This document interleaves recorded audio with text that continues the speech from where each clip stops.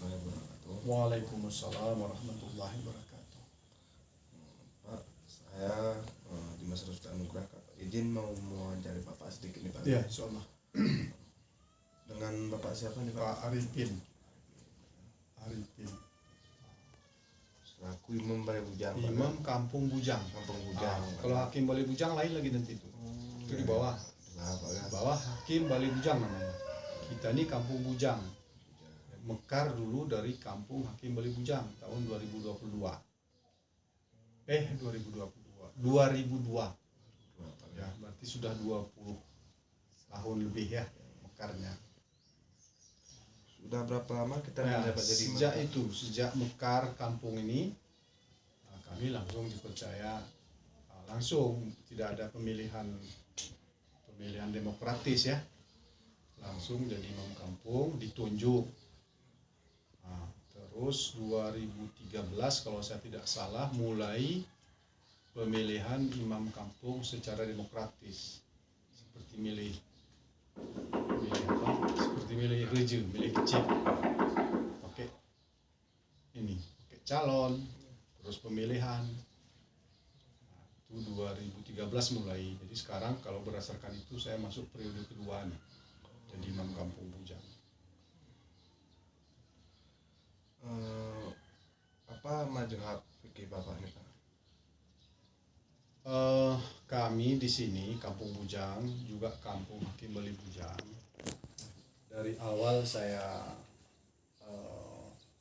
ingat, saya balik lah ya, tidak berpatokan ke salah satu mazhab.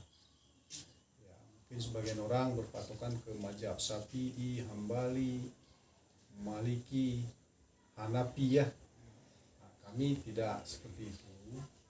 Bukan tidak mengikuti mazhab itu, tapi tidak terpaku ke salah satu mazhab, sehingga kami disebut bermanhaj. Jadi langsung kita melalui para ahli, para pakar itu berkiblat ke Al-Quranul Karim dan Sunnah Nabi.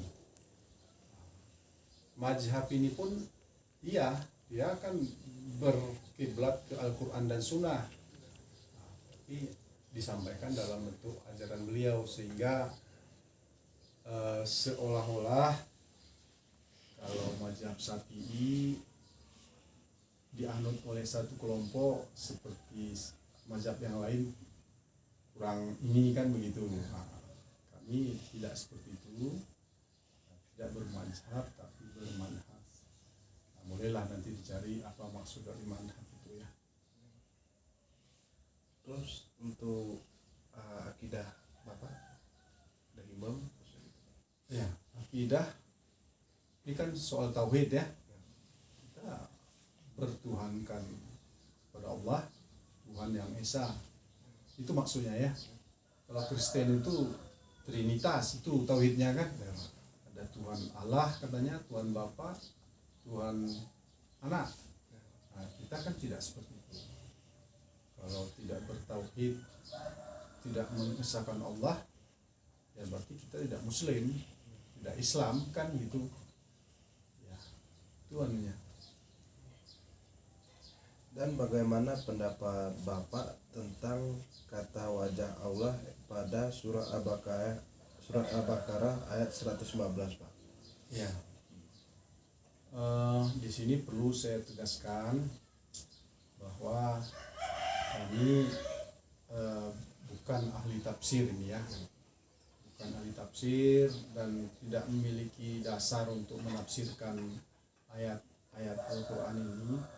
Tapi yang kami pahami dari bacaan, dari mendengar tentang pengertian wajah Allah di dalam surat Al-Baqarah 115 ini ya, itu setelah kami baca dasarnya dulu, asbabunnya. Dulu kiblat kaum muslimin itu Baitul Maqdis atau Masjidil Aqsa. Lalu Nabi kita mungkin berkehendak memohon kepada Allah, karena dia pada saat itu berkiblat ke Baitul Maqdis, ke Masjidil Aqsa, sementara Ka'bah ada di sampingnya, ada di samping Rasul kan gitu. Rumah Rasul itu kan di samping Ka'bah ya. Sehingga mungkin Allah mendengar hati doa daripada Nabi kita Muhammad SAW dengan penjelasan.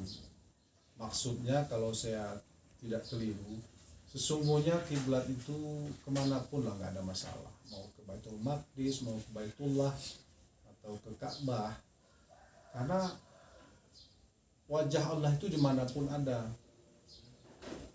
Allah itu dimanapun ada. Allah tidak hanya di bumi, tidak hanya di langit, tapi lebih dari itu. Jadi sesungguhnya itu untuk membesarkan hati Nabi sebenarnya maksudnya, kalau saya tak salah. Kemanapun wajah kita tengadahkan, wajah Allah itu ada di mana-mana. Dulu waktu saya belum membaca, di kita ini di Takengon ini pernah ada satu pemahaman seolah-olah kiblat itu barat. Kan itu. Kiblat itu barat, sama dengan barat. Barat itu kan salah satu arah mata angin.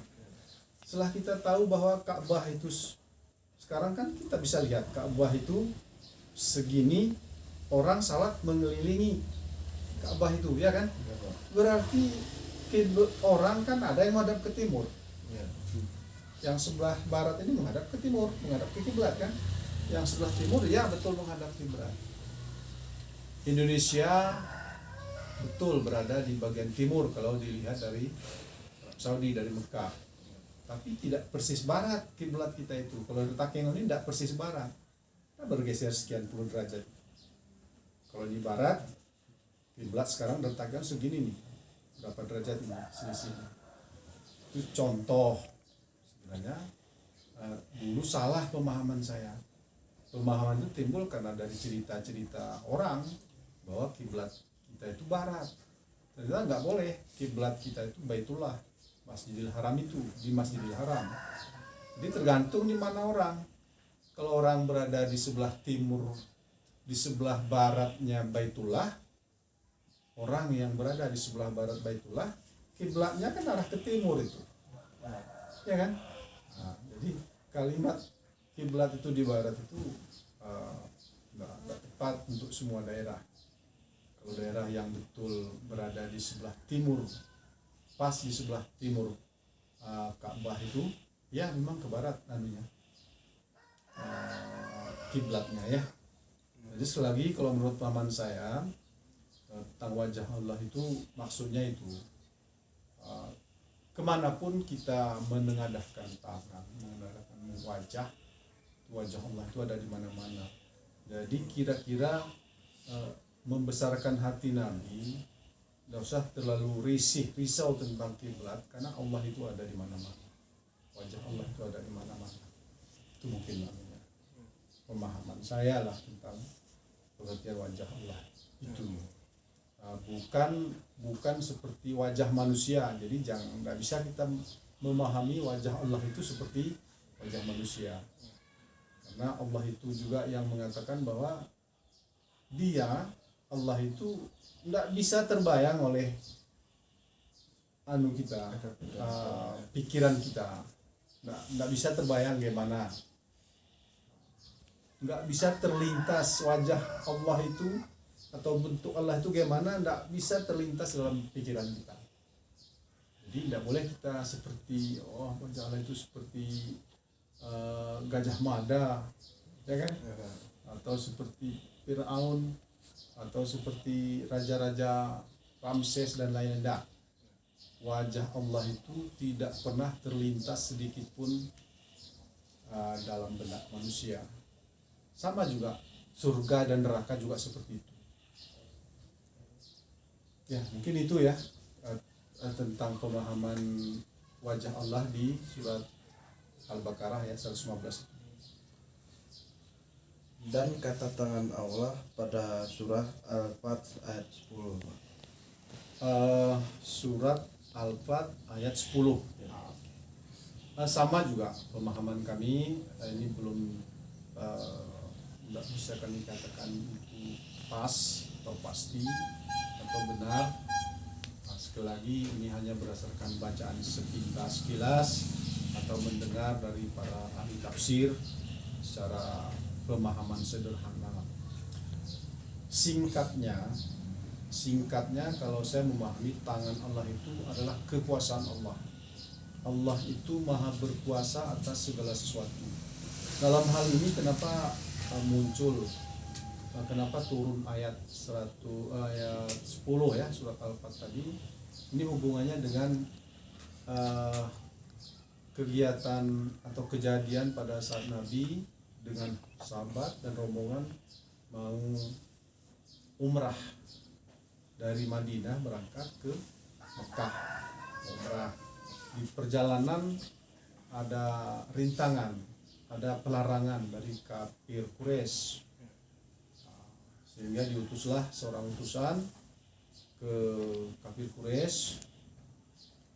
Lalu karena tidak ditemukan kesepakatan, maka Nabi kita meminta agar para sahabat, para rombongan jemaah umrah itu untuk berjanji